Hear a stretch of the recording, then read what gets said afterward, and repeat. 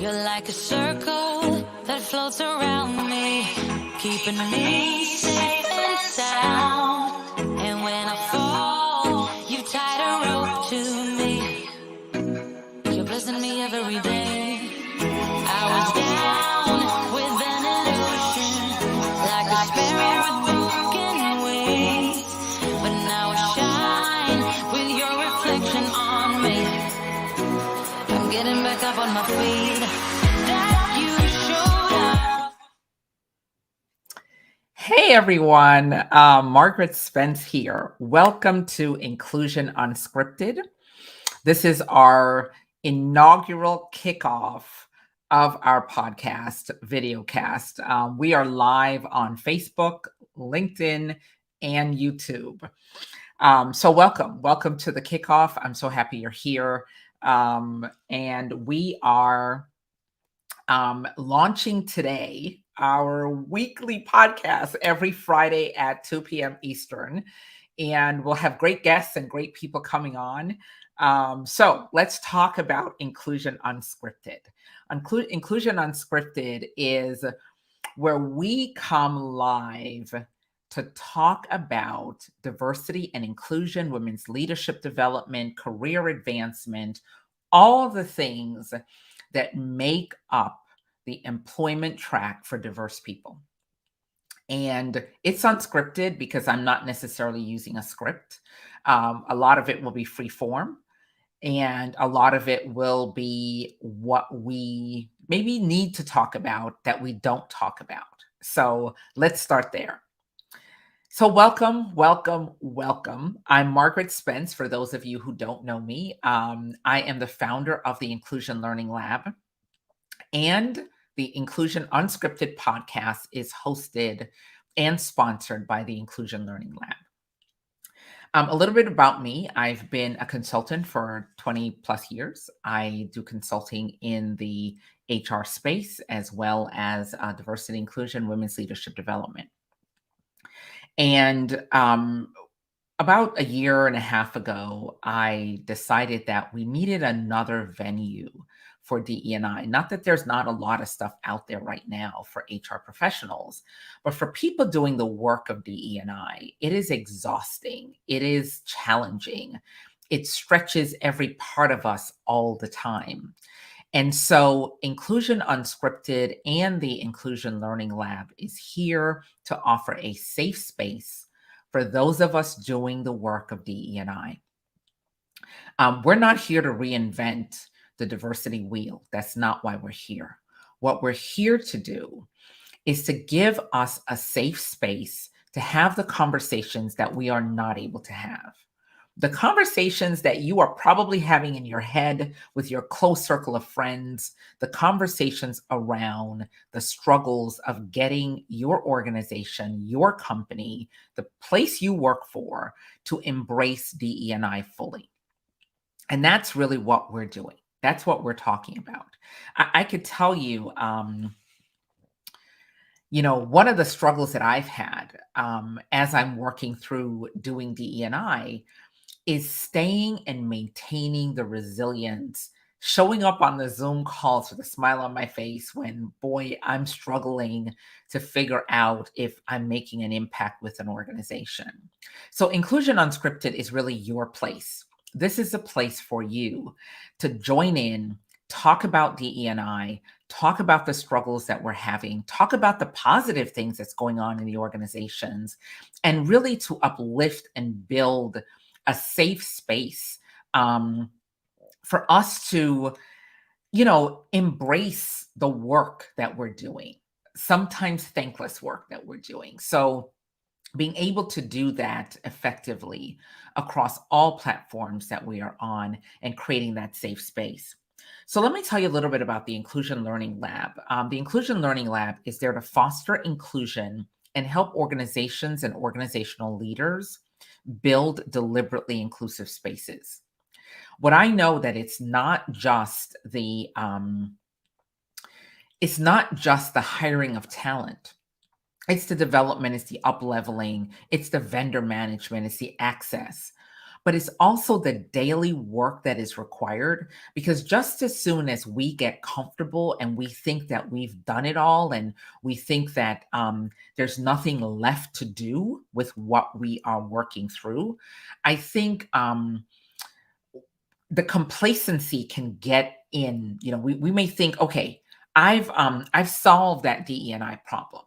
I've solved this hiring issue that we had. We hired a bunch of new people. The reality is, while we may be thinking we've solved it, diversity and inclusion is a daily work.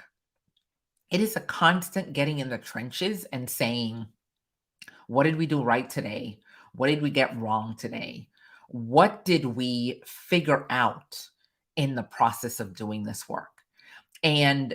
But that in itself takes a lot of resilience. It takes a lot of intestinal fortitude.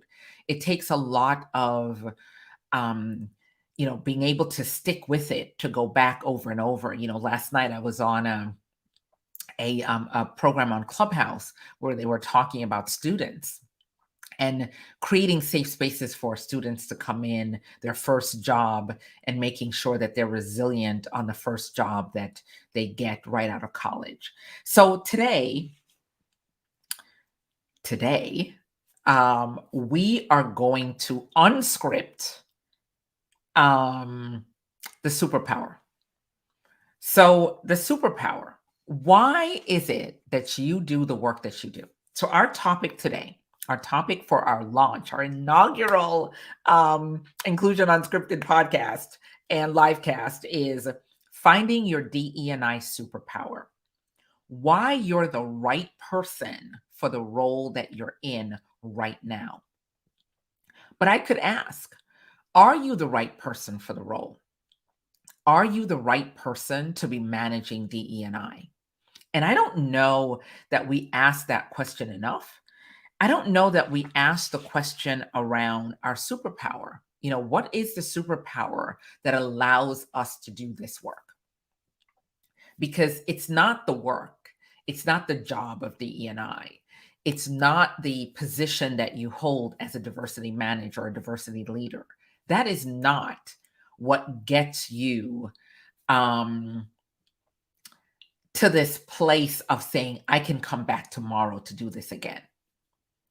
That's not what gets you there. That's not what makes you say, I think I could keep doing this. And so I did a program a few months ago around diversity leader burnout.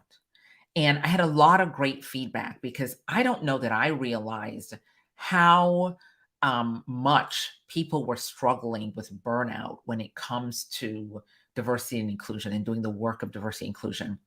And this week, one of my connections posted this very long, heartfelt, vulnerable conversation about how tired he was to do the work of DE&I. And I wanted to just reach out, put my arms around him, and give him a hug. But we can't do that. We're in COVID land.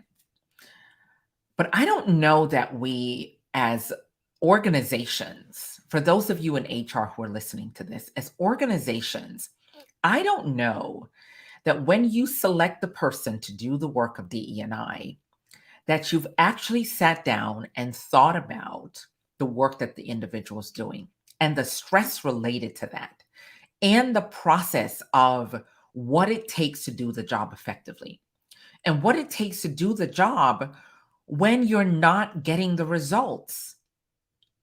How do you get up every day and come back into an organization and do the work of empowering women into leadership, creating diverse opportunities for people, when you put a policy together and there's a manager or a leader who doesn't cooperate, who doesn't fully embrace it?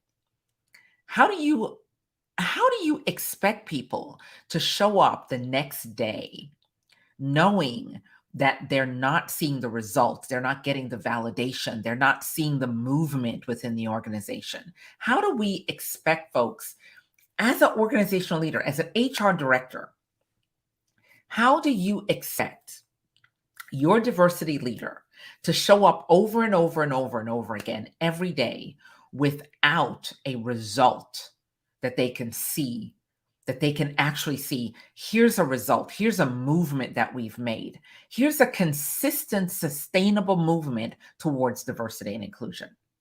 I could tell you that in my work as a consultant, I've struggled, and I struggle with being extremely depressed at the end of trying to help an organization move forward.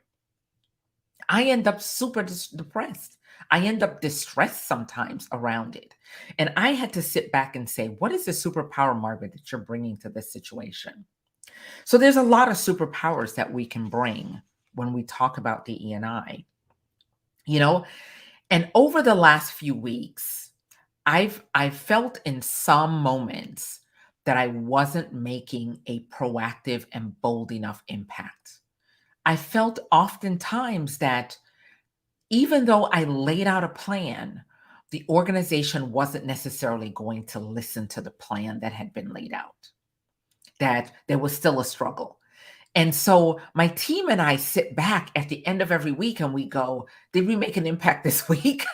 What did we do? What exactly did we do for the organizations we're working with? What did we do? What did they get from it? What did we give to them? But then we have to turn the mirror on ourselves and say, did we get what we needed to feel good about what we're doing? And that is where the superpowers come in. That's where the superpowers show up. So I wanted, what I said to myself about a week ago when I was putting together the final touches for the launch of Inclusion Unscripted. And I said to myself, Margaret, what is the message you want to give to folks? What is the message that you want to give?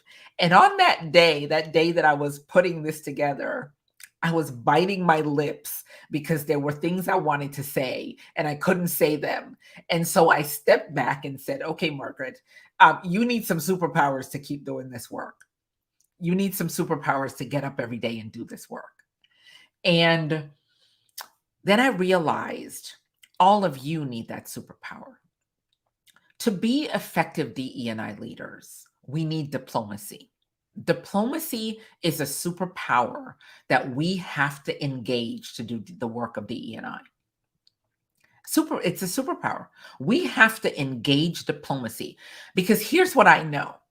Not only as a person doing the work and working in the HR space and working with women leaders, what I know is I can't often say what I'm thinking in my head. So anybody doing the work of diversity and inclusion has to have a superpower around diplomacy. We have to be diplomatic. I don't think the United Nations has as much ingrained diplomacy as the people doing diversity and inclusion, especially the minority or Black professionals doing DE&I. And you know this. You go home and you drive in the car and you're heading home and you're thinking, I should have said blah. But if I said it, would I still have a job? Would I still have a job if I said it? Would I still be able to come back the next day if I said what I was thinking? So the work of DE&I is not just the job itself. It's not the job. Because we could follow and we could build roadmaps and we could build all the things that we put out to make DE&I effective. But the people doing the work, you and I doing this work, we are the ones paying the biggest emotional price for doing the work to advance inclusion in the workplace. We pay the emotional price. And I don't know that organizations understand that. Even if you have a diversity committee and the diversity committee is doing the work, the emotional tax that it takes for diverse people to push against a system that has been created that doesn't foster us moving ahead, it's like a double tax. I show up every day knowing that I'm a Black woman. I show up every day knowing that I'm doing the work of diversity and inclusion. I show up every day knowing that I'm doing the work of human resources. I show up every day knowing that I'm doing the work of compliance. I'm helping organizations stay out of trouble. And I know this. And then on top of that, I'm taking on the burden of moving the organization towards change. And as I push towards change, the organization pulls back because people don't always want to change. And we have to learn how to transition an organization rather than changing the organization. We have to take the people from where they are and move them forward. You know, a very good friend and one of my associates shared Simon Sinek's video on take the 25 or 30% who want to do the work and push them forward and let them be the catalyst for everybody else falling into place. That works great until you have a diverse person on a team who is working with a dysfunctional manager and you're trying to save this person's job or keep them in the organization and keep them from leaving. So that's where our superpower falls into place. See, it's not the work of diversity and inclusion that we struggle with. It's the consistent ability to come back day after day after day after day to do the work. That's what we struggle with. That's what we struggle with as professionals doing this work. You know, you could build a plan. You could sit down in a committee and you could build an amazing plan. All of us can pull together and write out great action plans and next steps for the organization. But when those plans don't go anywhere, there's a human being at the other end of that who's struggling with that. That's where the superpowers come in. One of the biggest superpower for diversity and inclusion professionals is endurance. And people don't talk about that enough. We endure in silence.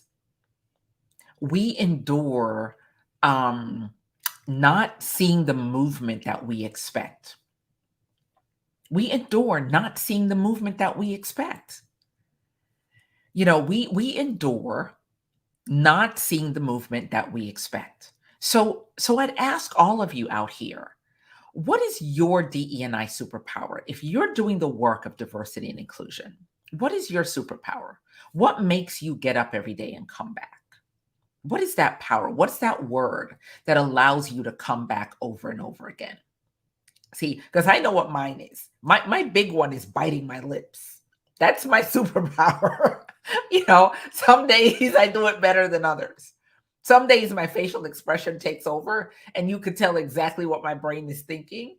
And I just struggle through it. And I know that it doesn't really matter because I know that I'm struggling with the process. I'm struggling with the process. So my first superpower is Margaret, stop biting your lips today.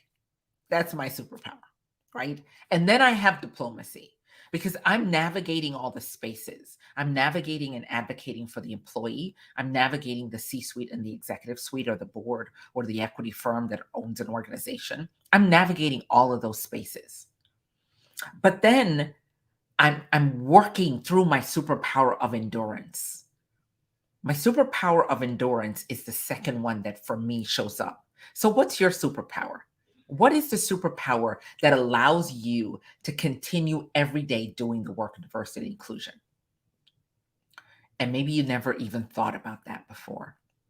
But there is a superpower that brings us back every single time. You know, another superpower that we may not think about is connector. Connector. I have a good friend who is a connector. She knows how to take people from one side of the room and the other side of the room and put them together to get things done.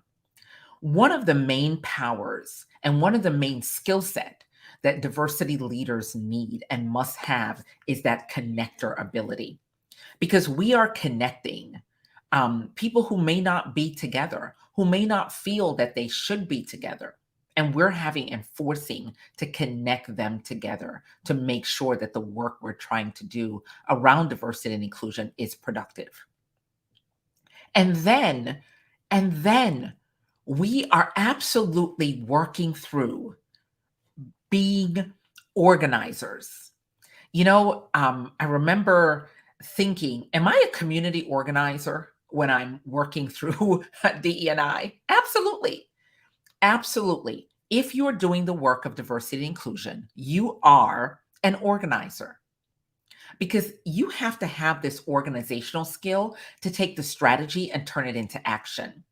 And if you don't have that organizational quality, then it doesn't matter how much you say you're effective at DE&I.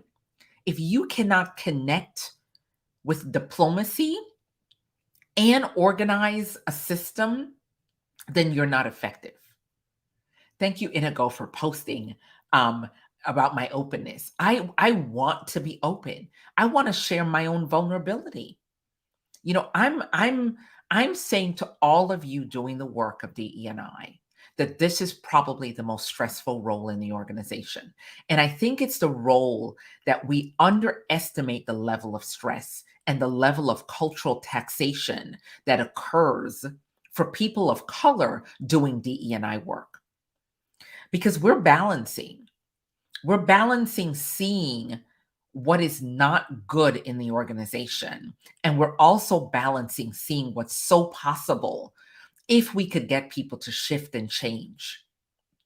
And so we're balancing all of that. And we're there saying to the organization, hey, if you allow me to do my superpower work, if you allow me to do diplomacy, to be an organizer, to be an orator, see, here's the big superpower that we don't think about.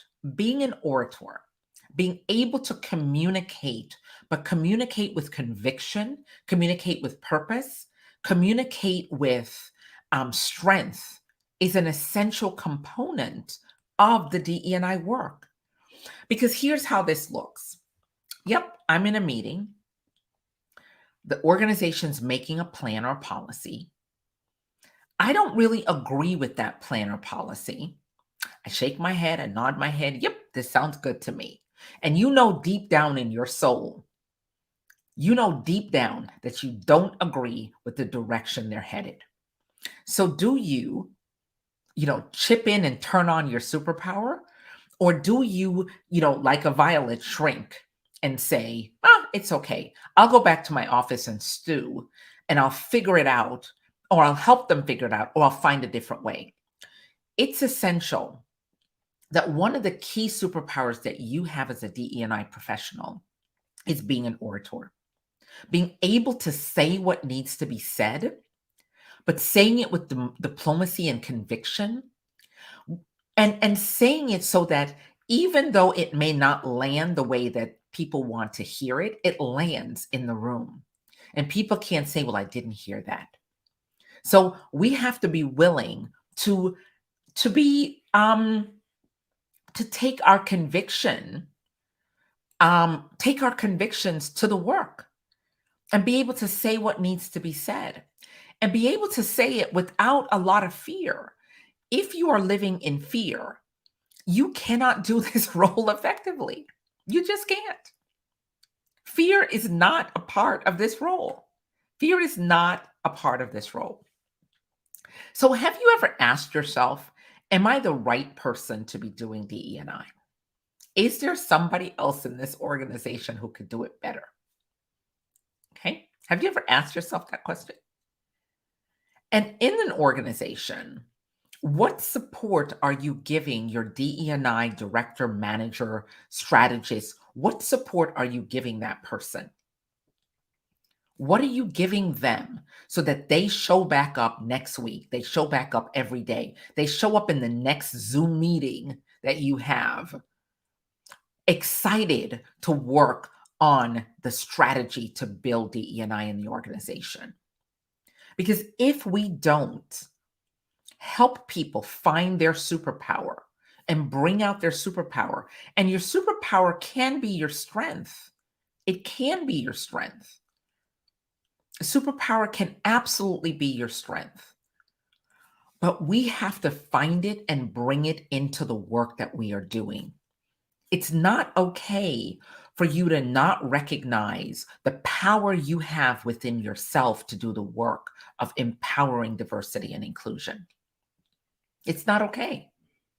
You have to ask yourself every day, am I the right person for this role?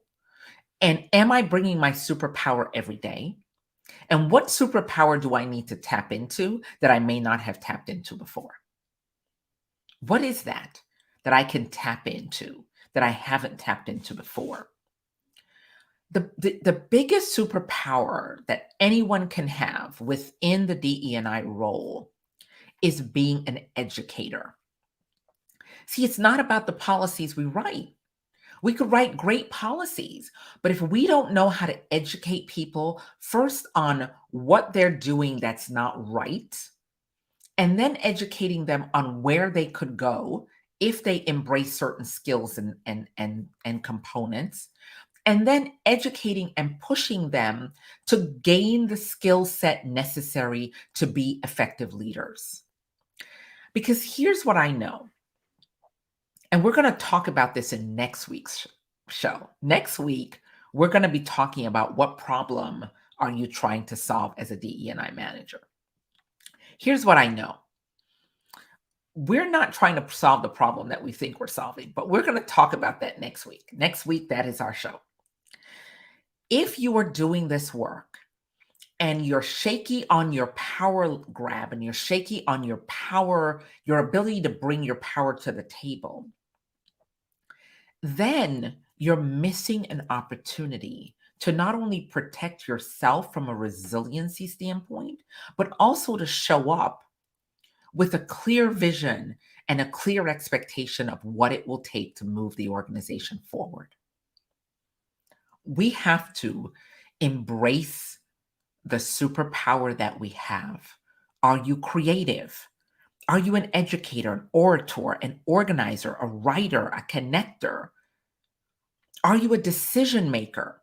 Because oftentimes in this role, you have to do all of that. All of those powers have to come to the table. All of those powers have to show up at the table all the time.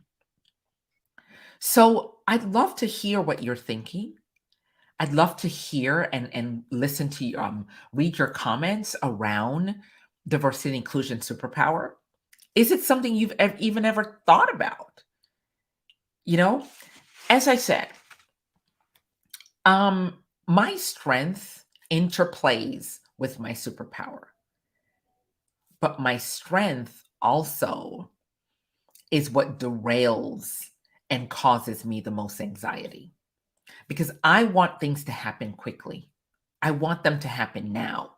One of the biggest fear that I have, which is why I launched Inclusion Unscripted, is that last year, after George Floyd's murder, everybody had ideas. And I've watched as the weeks and months have gone by, and the ideas and the process and the purpose and the vision and the comments and the great statements have gone virtually into the toilet bowl and been flushed out into the sewer. And organizations have embraced but lowered expectations. Embraced but said, well, maybe we could do it a little bit different. Or they've dragged their feet on implementation. So yes, you put out a great mission statement. You put out all the things. You said all the right things. But now, as a person of color, as a woman, I'm sick and tired of waiting for you to make a decision. We have to embrace this. And I think as a DE&I director or manager or strategist, it's imperative now that we find our superpower and our voice. Because if we don't find our superpower and our voice, we are not doing an effective job for the organizations that we're working with. And you have to find your own resilience, which is a superpower. Your own, what makes me show up tomorrow? What makes me keep doing this work? What is it that's going to keep the fire in me going? Because this work is exhausting. I thought when I handled workers' comp and I was trying to get people to implement, disability management, I thought that that was hard work. Now that I'm doing this work of empowering women and pushing people forward, what I have found out is that everybody resists this even more. The resistance is greater. The boxes that get put in is greater. Everybody, it's greater. And so I had to dig deep, especially in the month of August. I'll tell you, my team member Inigo will tell you, he was pulling me off the walls because I was literally distressed in the month of August and the beginning of September. And I questioned, do I want to keep doing this work? Because I don't see quick improvement. Do I want to keep doing this when organizations are trying to figure out, do they want to accept a proposal? Do they want to negotiate a new rate? Do they want to do part of a thing or a quarter of a thing? I struggled with it. And I had to create a circle around me that kept me going to do this work. You know, if I ask an organization, hey, build a women's leadership development program, empower women to lead, empower young folks to want this role moving forward. And then I get, well, you know, we'll do that next year. Why not do it right now? Let's do it now. So there is that superpower of saying, how do I push people to do what has to be done now? That is not resilience. That's also the ability to be diplomatic and to be fierce. So as a DE&I person, as an HR person, one of the superpowers we bring to the table is being fierce, not caring. I haven't always been here. Honestly, I'll be honest with you. I haven't always cared. I haven't always been like this person that doesn't care. You know, if I say something and it lands wrong, I used to go home and think about it and self-talk and get stressed out over what I was saying to organizations. Now I don't do that so much. Thank you, Rhonda and Maxine, for joining. I don't do that so much anymore. What I do now is I say, I'm here to put forth a process. How it lands on the other side is up to the organization. So for all of you, what's your biggest stressor around diversity, around HR, around DE&I? What is that big stressor that you have that you're saying to yourself, this is a stressor? So what I would say to all of you as we wrap up our show today is I'm very focused on burnout and resilience. It's a part of the reason why we're launching the Inclusion Learning Lab community, and we're launching next week. The community will be live, I think, on Tuesday. We're launching the community to create a safe space for people doing the work of HR diversity, talent management, talent development, to have a place to come in and talk about the stressors and challenges that you're facing. A place that you can come in and talk through that. We have several courses under the Inclusion Learning Lab that we're launching in the coming weeks to help you do the work of diversity and inclusion more strategically and really thinking outside of the box. So it's not the same old, same old. Here's a taste of what I think. Oftentimes, when we try to do empowerment for women, for diverse individuals, we don't look at the full picture. Here's the full picture for you. We will ask for women to be in leadership, but they're in leadership on the cost center side of the process, not on the profit center side. So let me give you a taste of what this looks like. The profit center side of the house is where the money is divided up and shared up, and the processes are divided on the profit center side of the house. On the cost center side of the house is where that is a bottom line cost to the organization. If we are asking for diversity and inclusion and we want to have more diverse people and women, Where we need those people is in the profit center side of the house. We can't continue to ask for diversity and inclusion to be on the cost center side of the house, especially for those of you working in the insurance sector. We do a lot of work and our focus is in the insurance sector. In the insurance sector, there's two sides of the house. There's the profit side and there's the cost side. On the profit side, somebody's getting a commission check in addition to their pay. But guess what? Diverse people and women are missing from the big checks. They're missing from the profit side of the house. They can hire us on the cost center, customer service, manager, supervisor, director, even on the cost center side of the house. So if you're building a diversity and inclusion program, we have to be a little bit deeper in our thought and our expectation from organizations.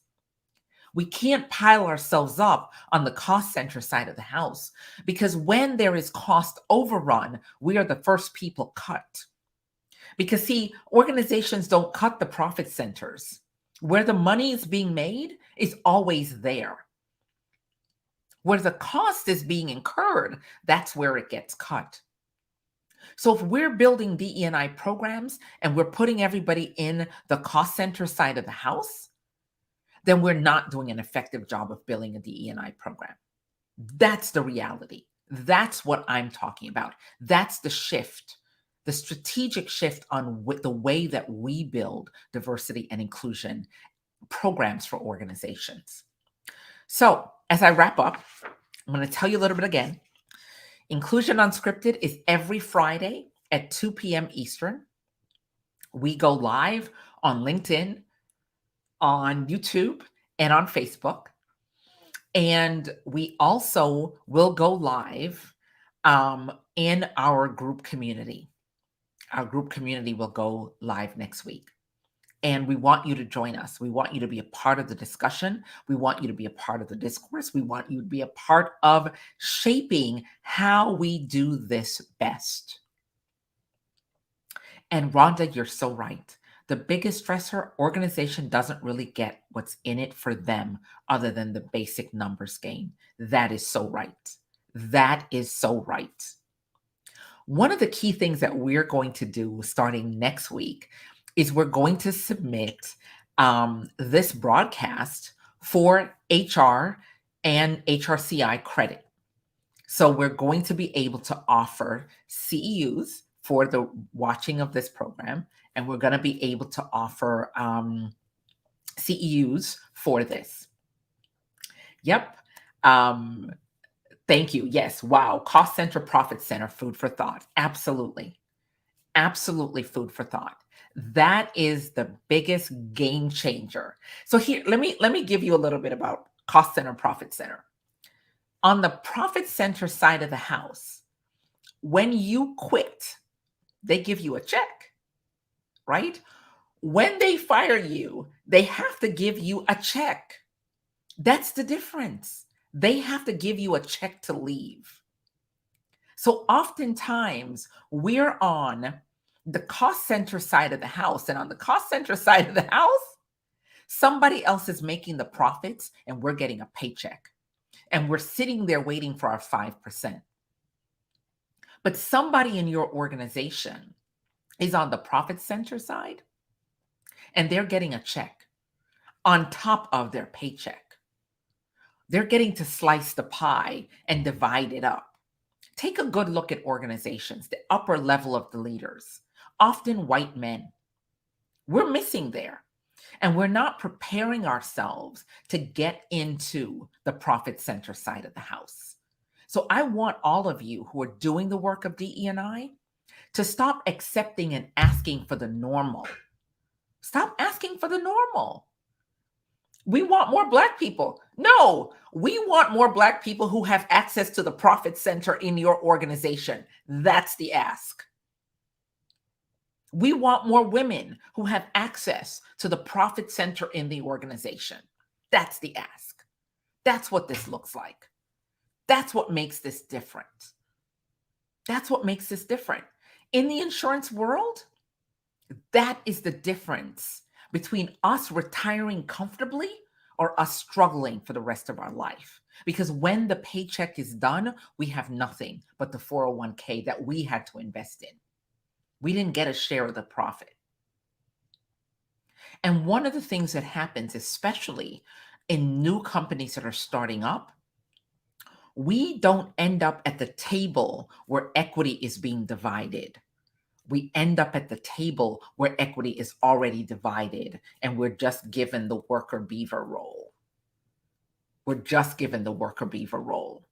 So I want us to stop asking for the lowest hanging fruit: more Black people, more Hispanic people, more Asian people, more LGBTQ people. Let's stop asking for the lowest hanging fruits. Let's start saying, how many people in this organization are at the profit table?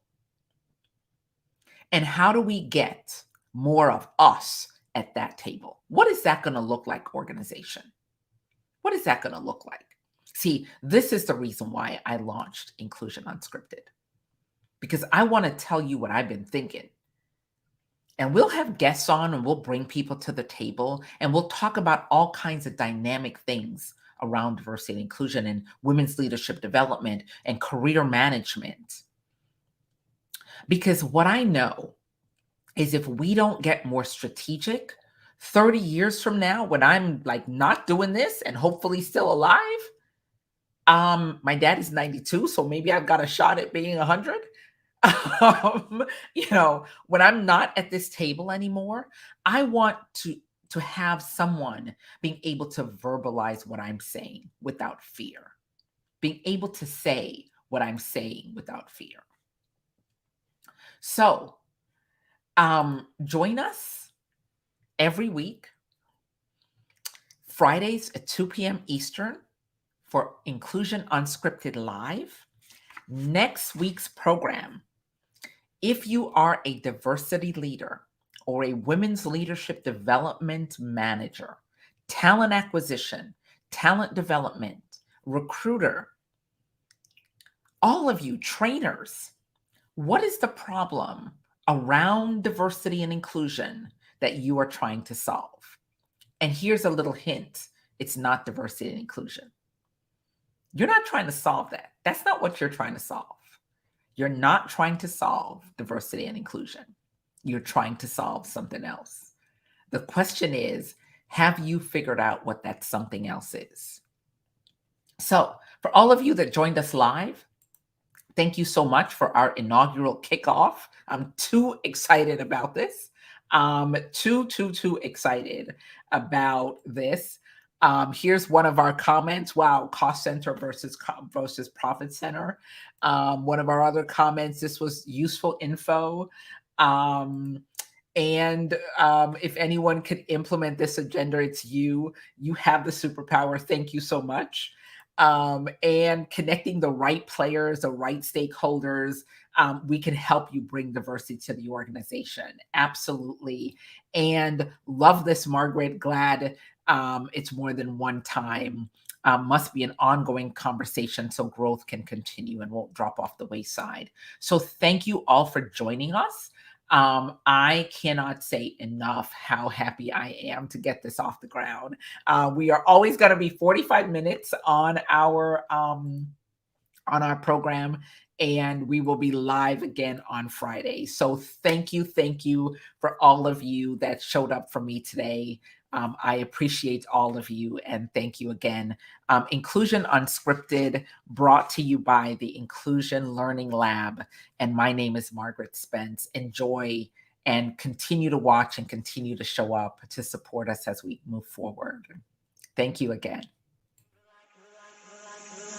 You're like a circle that floats around me, keeping me safe and sound. And when I fall, you tied a rope to me.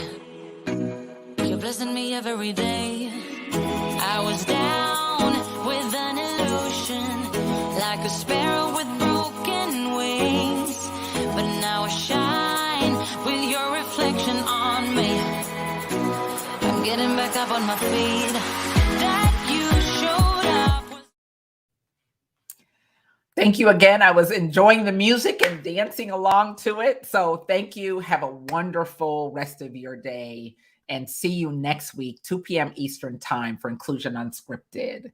Can't do this without you, so please show up. Thanks again. Take care. Bye.